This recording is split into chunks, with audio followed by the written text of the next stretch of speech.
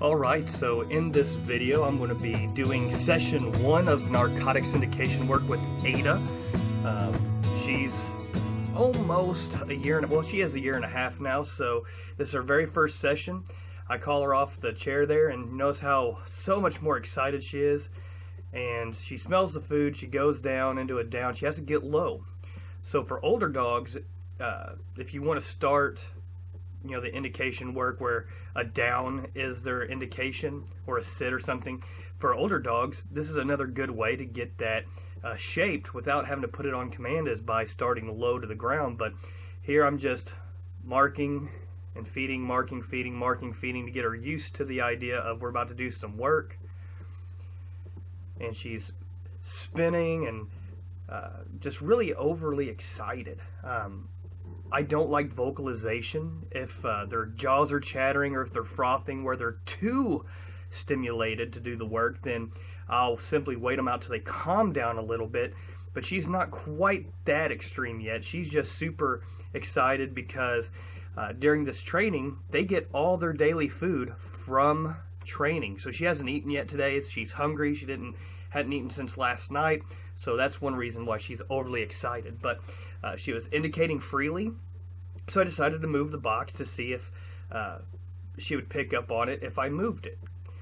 And she's having a little, trouble. She's a little too excited, so I keep trying to redirect her gaze without having to lure her. And I'm going to see if she just offers that behavior freely, because there's, keep in mind that there's, residual odor from food in there. There's narcotics in there that she's been classically conditioned to with the odor bowls. So whenever she smells odor, she smells food as well. So she's going to the box thinking that's where the food is, and that's what we're banking off. But there she offers the behavior that I'm looking for. So I mark and I reward. She drops it. I say find. She finds it. And then I just simply wait her out. And I wait till she indicates again. Mark, reward.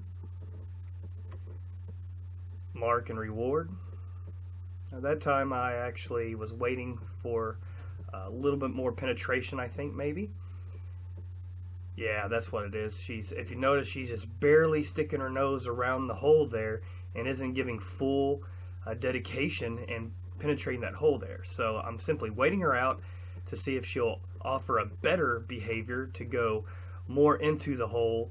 But I think what's happening is, since she did it 2 or 3 times half-assed and I didn't mark and I reward, she's getting confused on what exactly I'm looking for. So now I'm going to go ahead and mark and reward some quick ones to tell her this is what I'm looking for, but I'm looking for a little bit more dedication.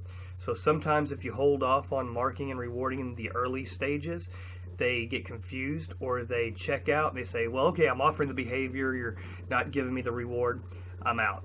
So you have to kind of be wary of that and be mindful of it and adjust accordingly. So here she's just barely touching it with her nose. I want her to be focused on that hole, to go in and actually try to get some of that odor.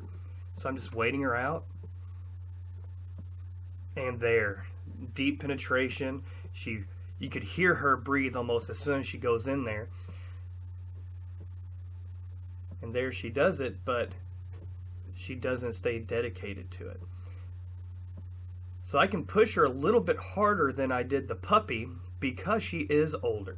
She's still very immature mentally, but she's very operant. She's eager to please, so she picks up on certain things fairly quickly, especially with the food motivation. So I'm waiting her out for some more good solid nose penetration there. And there she waited a little bit longer, so I gave her a mark and a reward. There she just woodpeckered it a little bit. I want her to take a little bit longer.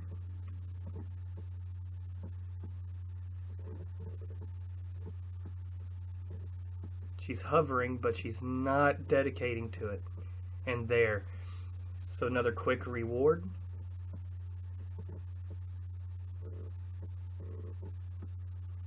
So if you start your dogs on a marker system, just for at least a couple days before you do this type of work where you just say yes, reward, yes, reward, yes, reward, they learn pretty quick that whatever you say yes, whatever they're doing at that point is what you want.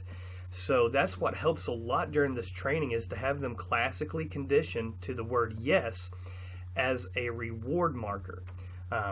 If you know what clicker training is, yes is the verbal click. So in her mind, whenever she hears yes, she knows, okay, whatever I just did just now to get that yes is what he expects. So whenever we start working on sits, downs, stands, things like that, whenever I say yes, they work a little bit easier and harder for it. But I'm pushing her a little hard here, like I said. She is older, and I'm just testing the waters to see exactly how far I can push her, how hard I can push her, without breaking her concentration and obedience here. So now I'm moving it back around. She's picking up on it again, so I'm moving it over to see if she'll continue indicating from a different spot. See, she gets excited, and then bam, mark and I reward, mark and reward. Now she's foraging, mark and reward. So you see here she's figured it out, but now it's time to start adding some duration, and then start adding some distance, and then start adding some distractions. And you see Sophie sitting on the recliner like a princess, just watching and enjoying the show. So now I'm going to add some distance. So I'm backing away, mark and reward. She's really excited. Gets choked on some kibble there.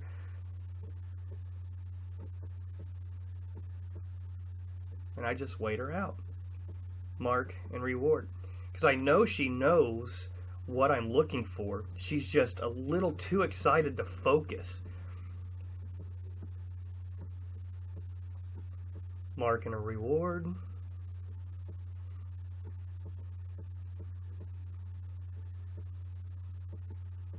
See, that was just a little quick one, and then I'm waiting for her to do a little bit longer. I'm just waiting, for at least a full 1 or 2 seconds with her nose in that box instead of just in and out. I want a good, duration here to end it on.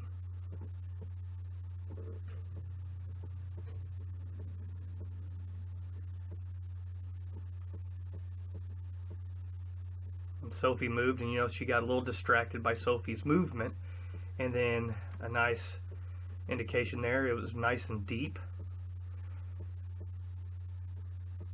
So for this first session with Ada, I had very loose criteria. Whenever you start a session, you want to have a pre-imagined criteria, whether you want just an indication, if you want duration, if you want the penetration, whatever that criteria is, that's what you look for and that's what you work on. You always want to end it on a good note.